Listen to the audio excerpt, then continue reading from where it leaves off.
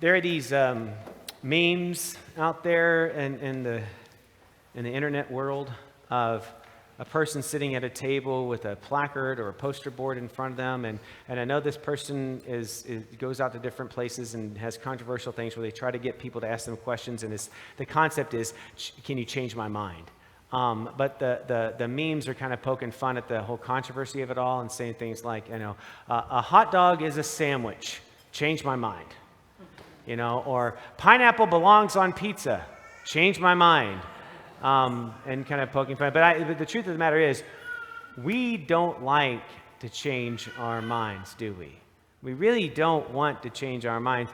And right now, in our country, even the world at large too, there's a lot of division where people are standing their ground and refusing to change their mind about one thing or the other. And we will divide ourselves up in the most amazingly profound ways over people, over situations, over teams, over political parties.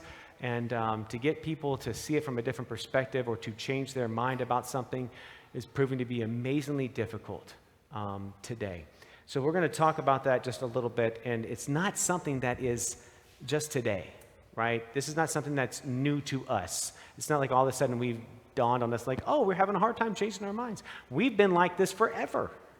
Forever. It's part of our human condition. In the Old Testament lesson, Moses is up on the mountain. And he's going up there to receive the Ten Commandments. And when he meets God, God is upset because of what the people are doing down below. And God says, let my wrath burn. And Moses says, don't you remember why you created these people? Don't you remember who these people belong to? Don't you remember that these are your chosen ones, that you let them out of slavery from Egypt? Don't you remember they're part of Abraham and Isaac and Jacob? Don't you remember these are your chosen ones? And God's mind changes. Now, what they were doing down below is pretty important. Does anybody remember what they were doing? What? You got it. Yeah, the golden calf, right? Okay, so the scenario is this. And you can read it. It happens right before this lesson, too. You should go back and read it because it's really great. It's a great way that they tell it. The Israelites are down below on the bottom of the mountain. And Moses has gone up. And all of a sudden they're like, where's Moses? He's not here. Where is he? He's up there talking to God. Where's God? I mean, this one God. I mean, where is he? Where did he go? And they get so nervous and so filled with fear and so frantic that they look at Aaron, Moses' brother, and say, Aaron, where is he? And Aaron's like, I don't know. They go, what are we going to do? And Aaron says, well, go, give me all your gold. Give me your rings. Give me your earrings. Give me your necklaces. We're going to melt them down. We're going to smelt it down. And we're going to make a golden calf. And tomorrow morning, we're going to worship it. And we're going to burn incense. And we're going to do all kinds of sacrifices to it. And they're like, oh, thank you. Woo! And they have this peace that comes over them. And that's why God is upset, because they've turned away from God. Now, it's kind of a humorous way of telling it, but the truth of the matter is that these people, these Israelites, they come from slavery in Egypt. And for generations, the concept of one God had been pulled away from them, had been stripped of them, had been erased from their identity. They only knew multiple gods. They knew the God of the sun, the God of war, the God of harvest, the God for every little thing that they may have had. And they are only doing what they think is right, what they know to be true. They're having a hard time changing their minds to go from polytheism to one God. And they're missing what's happening up on the mountain, and they're scared to death, and so they resort back to what they know. And they start making this golden calf. God calls them stiff-necked. What a phrase, right? We even said it in our confession. Did you catch it in our confession today? You should go back and look at it. Yeah, because I kind of figured nobody was going to say it too loud. We're stiff-necked? Wait, not me. I'm not stiff-necked. What does that mean? It means that I'm not willing to look. I'm not willing to turn. I'm not willing to change my mind. It's hard to change somebody's mind. It's hard to change our own minds. In the gospel today, Jesus is confronted by the Pharisees and the scribes, and they're upset because Jesus, this fella, is welcoming these sinners and eating with them. See, these tax collectors and sinners were coming to hear Jesus. Now, tax collectors were Jews that lived in your neighborhood. They were part of your family unit, and they were charged with collecting the tax. And nobody liked them. Nobody wanted them to come around, and they were shunned. And they were coming to listen to Jesus. The sinners, these are people that have been outcast. These are people that are made unclean. These are those that nobody wants to touch or to deal with anymore. And Jesus is welcoming them, even eating with them. And the Pharisees are doing what they think is right, what they think is just, and they're not going to change their mind either. And so they look at Jesus and they're like going, "You're welcoming these tax collectors and sinners. Are you kidding me?" And instead of Jesus holding up a poster saying, "Change my mind," Jesus tells them a parable.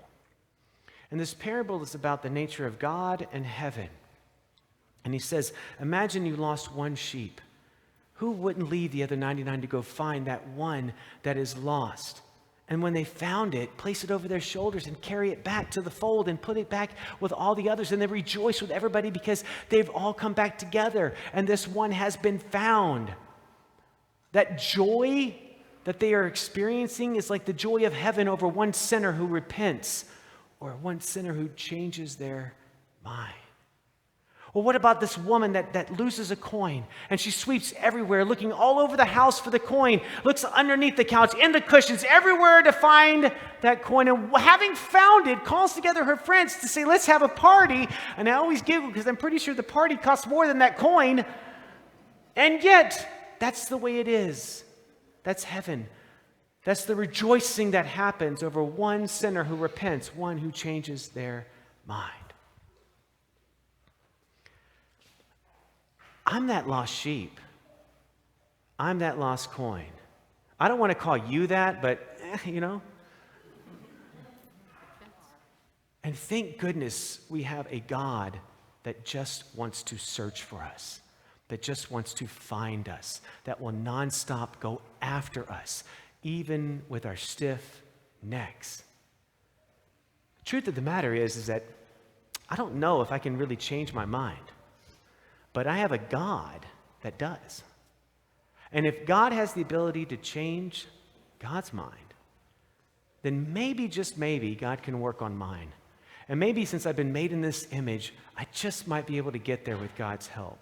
But I know that I can't do it on my own.